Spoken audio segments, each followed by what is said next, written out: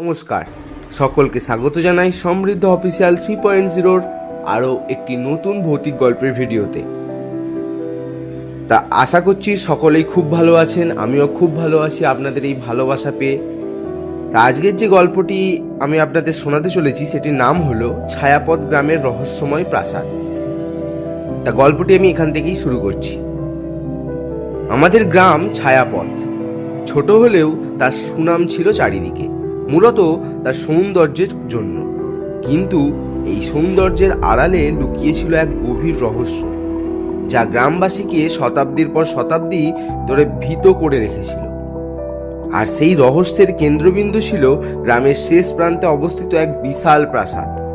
লোকমুখে শোনা যেত এই প্রাসাদটি অভিশপ্ত। আমাদের গ্রামের প্রবীণরা প্রায়ই বলতেন, বহু বছর আগে এখানে রতনলাল নামে এক ধনী জমিদার থাকতেন। তার একমাত্র মেয়ে ছিল, তার নাম ছিল রেণুকা। রেণুকাকে গ্রামের সবাই ভালোবাসত, কিন্তু তার বাবা তাকে বাইরে বেরোতে দিতেন না। গুজব ছিল রেণুকার শরীরের অর্ধেক ছিল মানুষের মতো আর বাকি অর্ধেক পশুর মতো। তাই লজ্জায় রতনলাল তার মেয়েকে সারা জীবন প্রাসাদের অন্ধকার ঘরে বন্দি করে রেখেছিল।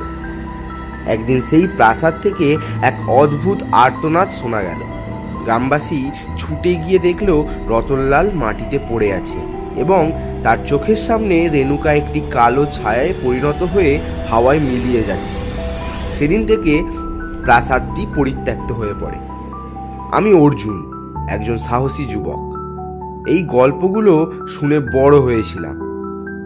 আমার এক বন্ধু রাতুল এই গল্পগুলোকে হাসির খোরাক মনে করত। একদিন সে আমাকে বলল, চল আমরা ওই প্রাসাদে যাই, দেখি তোর ভূতের গল্পটা কতটা সত্যি। আমরা দুজন সেদিন সন্ধ্যাবেলায় রওনা দিলাম। প্রাসাদের সামনে যখন পৌঁছালাম তখন এক শীতল বাতাস আমাদের শরীর দিয়ে বয়ে গেল। মশা ও জোনাকি পোকার আমাদের চারপাশে উড়তে শুরু করলো, যেন তারা আমাদের পথ দেখাচ্ছে। প্রাসাদের দরজাটি আপনা আপনি খুলে গেল এবং আমরা ভেতরে প্রবেশ করলাম। ভেতরে প্রবেশ করতেই আমরা দেখলাম প্রতিটি ঘরেই ধুলো জমে গেছে, যেন এখানে বহু বছর ধরে কেউ বসবাস করেনি। কিন্তু হঠাৎ করে আমরা এক অদ্ভুত জিনিস দেখতে পেলাম, একটি ঝাড় লণ্ঠন যা নিজ থেকে ঘুরছিল। রাতুল ভয় পেল এবং বলল, অর্জুন, আমরা বোধহয় ভুল করে ফেলেছি, চল ফিরে যাই। কিন্তু আমি বললাম, না রাতুল, আমরা এত সহজে ফিরে যাব না। আমরা উপরে একটি ভাঙা সিঁড়ি দিয়ে ওঠার চেষ্টা করলাম। সিঁড়ি ভাঙার শব্দে একটি কাক ডেকে উঠল। হঠাৎ করে আমরা একটি অন্ধকার ঘরের দিকে এগিয়ে গেলাম। এই ঘরে পৌঁছাতেই দেখলাম একটি ছোট্ট মেয়ে বসে আছে। তার চোখগুলো জ্বলন্ত আগুনের মতো ছিল। তার চারপাশে কয়েকটি কুকুর ঘুরছিল। তারা আমাদের দিকে তাকিয়ে এমনভাবে তাকিয়েছিল যেন তারা আমাদের ওপর ঝাঁপিয়ে পড়বে। মেয়েটি একটি করুণ স্বরে বলল, তোমরা আমাকে কেন বিরক্ত করছো? আমি এখানে 1000 বছর ধরে বন্দি।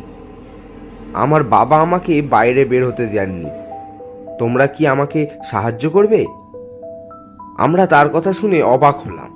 আমরা দেখলাম মেয়েটি ধীরে ধীরে একটি কালো ছায়ায় পরিণত হচ্ছে।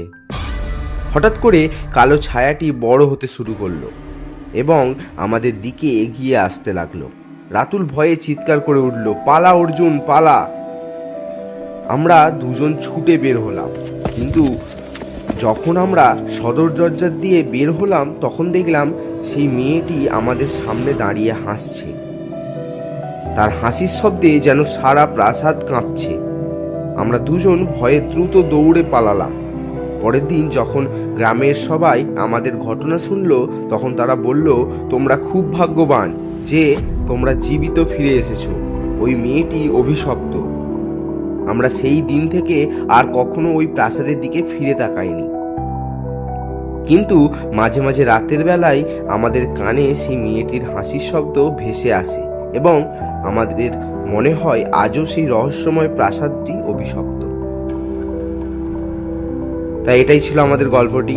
সকলেই কমেন্টের মাধ্যমে জানিয়ে দিন গল্পটি কেমন লাগলো এবং সবাই আমাকে ভালোবাসা দিন এবং ভিডিওটিকে একটি লাইক করে আমার চ্যানেলটিকে সাবস্ক্রাইব করে এবং বেল আইকনটিকে অলে প্রেস করে দিন, যাতে আমার শেয়ার করা প্রত্যেকটি গল্পের নোটিফিকেশান আপনার কাছে আগে পৌঁছাতে পারে।